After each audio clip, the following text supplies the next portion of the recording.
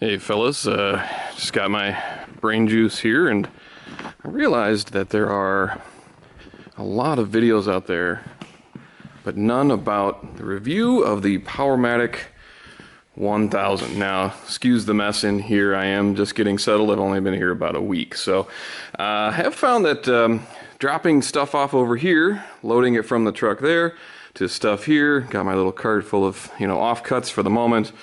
Gonna put a assembly table there and have to build an outfeed table and that sort of thing. So bear with me. The saw is brand new and just did show up, but I did want to show you a couple things about how to set it up properly and also some things that I learned throughout the process. So let's go ahead and dive in to the tool itself. And again, mind the mess, fellas. We're getting there slowly but surely. Had to move in the rest of the house too. So this is the Powermatic 1000. It's the smaller one. I did not get the larger table there. I just got the kind of base model. So everything that you see here is the base model, comes with it. And yes, dust collection is coming too. So, again, bear with me with what I've got.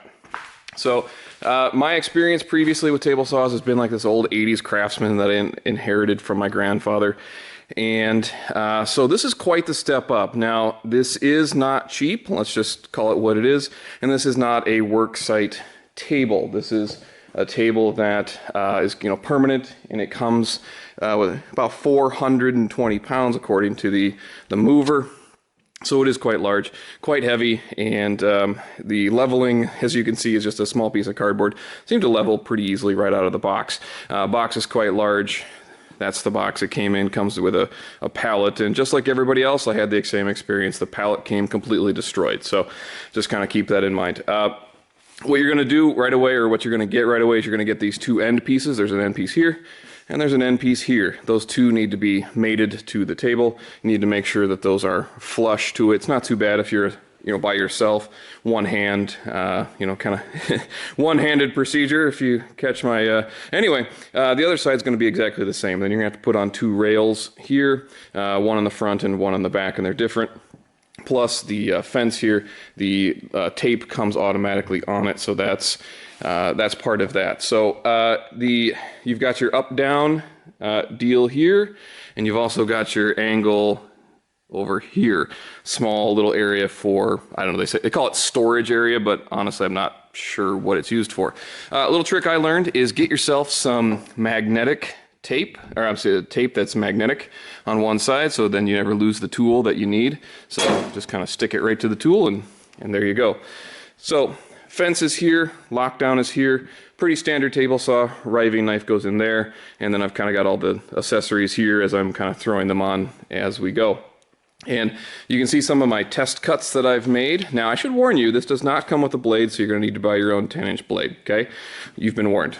But just kind of testing some of the cuts with it, getting real thin. This is, I don't know, about an eighth of an inch, maybe, an eighth by an eighth piece of cedar that I was able to cut with it. And yes, I'm aware I probably need a sacrificial piece here on the fence so I don't ruin my ECU fence here, but I was just playing around and just testing. So a couple things about setting this up when you get it, okay?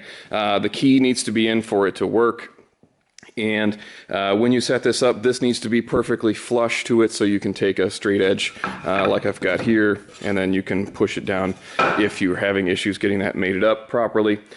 Also, a big thing that I noticed is right away, my blade, when I installed it, was way too far this way. And if you look in the instruction manual, it will tell you that the blade cannot be moved, okay? So I'll show you the motor. It's important. So you pop open the door here, and you've got the motor. And there's not a whole lot you can do. This is your adjustments on the inside there for your 45-degree stop. If you have an issue with that, mine worked just fine out of the box. But the motor cannot be moved fore or aft. It is fixed in place. And the way you fix that is there are 4 large Allen key, and they supply an Allen key for you. Large Allen key. There's one right here, and there's one right up there, and then there's 2 on the other side. And then the whole table shifts you know, in small increments. I kind of got them barely loose, used a rubber mallet, tap, tap, tap, tap, moved the entire thing sliding over. Because what was happening, my first cut was, since it was too close to my guard here, what was happening was the piece was pushing up against the riving knife too far, and it was deflecting back into my guard, and it was getting wedged in there and stuck. And that was my very first cut, and I went, nope, problem, big issue. Shut the thing off immediately, realized this is not a safe issue because I was using my supplied, yeah, it's chintzy, but it is effective, push block, and I got to about here and realized it kind of dragging a bit. It's not a smooth, fluid motion. So that's when I realized, shut everything down, realized what the problem was, released all 4 bolts, was able to slide it this way a little bit more. Other thing you're going to have to do is you're going to have to align your riving knife. There is, before we get into this, before I touch anything, do you want to go ahead and unplug it? Okay, so we've got no power to it. Just force a habit, good habits to be in, right? Safety first. So I'm going to pull the guide out here. Now the guide, if you need to level it, it comes with these little, there are 6 of these little leveling feet that you can use to move it up and down. Mine was pretty good from the factory as is. You can adjust your riving knife. There's 4 blocks here to go kind of fore aft, this way, that way, kind of rotate it. So it's nice straight in line with it. Pretty standard blade attachment. You've got 1 nut here, plus your stopping little button to stop the blade from rotating.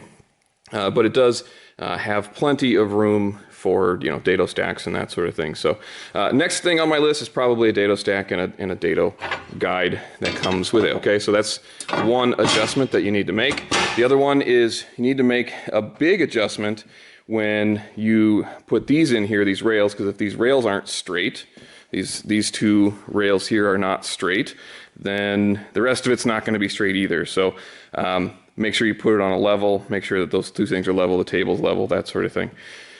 Then you're going to want to put this big guy here on. It's a big bar, and it weighs about 10 pounds or so. It's, you know, fairly heavy, but it is pretty straight. And again, you're going to want to make sure that it is even all the way across.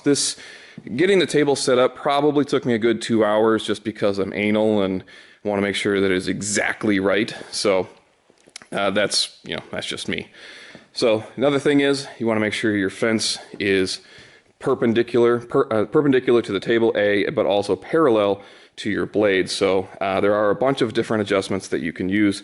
One of the adjustments is there's an alignment screw on the inside here that moves this piece in and out, and there's also another one over here, same thing, in and out this way, and then you've got 2 adjustment screws that go up and down this way. So if you move both of these in kind of in one direction, this will tighten this up, so when you go down to lock it in place, it will do that. Now, this is a complaint I do have, so good, bad, or otherwise, I'll show you what I've got. They ain't paying me to say any of this stuff, so one of the issues that I do have is when you do to go lock it down, if you watch, okay, see how it kind of pops up? Now we're locked. You kind of have to give her one of those to push it down, at least keep it. But it is tight, I will say that. It is quite tight, and possibly I have it too tight, so that's a lesson for me to learn. So you have to align that piece. You also have to align it to your blade and make sure that your blade is in good alignment. And again, if your blade's not in alignment, that means you have to readjust the entire table. Okay, so take your miter. You've got a miter gauge. I'll go grab mine. It's on the table over here. Make sure that the blade is aligned to the table itself. What I did was I grabbed my miter, grabbed a straight edge like so, and then basically locked it into place, rotated it, made sure that this was nice and straight with it as we went forward. That was pretty darn close, and then of course I made a couple test cuts here, and then afterwards made sure to measure all the way across, and I think, a 1/28 of an inch from here all the way to the other side. So I made a 1/28 of an inch difference from here all the way over, which is about an 18-inch piece is not bad. So pretty good in that respect. It is expensive. This is about $2,400 shipped. Again, no blade, so you're kind of stuck there. I'll put a link in the description below for if you want to check out the table and a couple of the blades that I do like. I usually use finishing blades just because I think they're, that's what I end up doing anyway, and it gives you a fairly decent cut. And this is even a pressure treated piece of cedar, and it still gave me a fairly decent cut, kind of right out of the box with a nice finished piece, so I don't have to do a lot of finishing work. So again, about $2,400 totally shipped, 420 pounds. It does come on a big truck, expected to ship about 2 weeks. It is fairly heavy.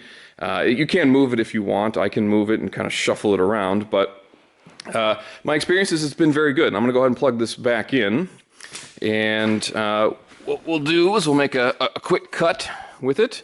The experience that I've had, kind of thus far, is that it has been pretty quiet. It's a lot quieter than I remember some of my old tables being.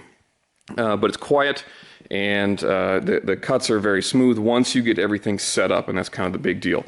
This is square to the blade is square on the table surface itself. Again, those 4 bolts underneath will help you do that. Again, little mallet, tap tap tap tap on this side, rotate it if you need to, this way, that sort of thing. Okay, so everything needs to be square, and again, that took me about I'd say a good 2 hours to really set that up and make sure that it was good and proper, because as I already explained, it was starting to pinch, and when you had to force it a little bit, that's when danger comes in, because you're forcing issues, and that's never safe. So let's make a test cut, and yeah, I hope you enjoyed the review. It's a good table. Again, you're going to pay for what it is, but again, buy once, cry once. Am I right, fellas?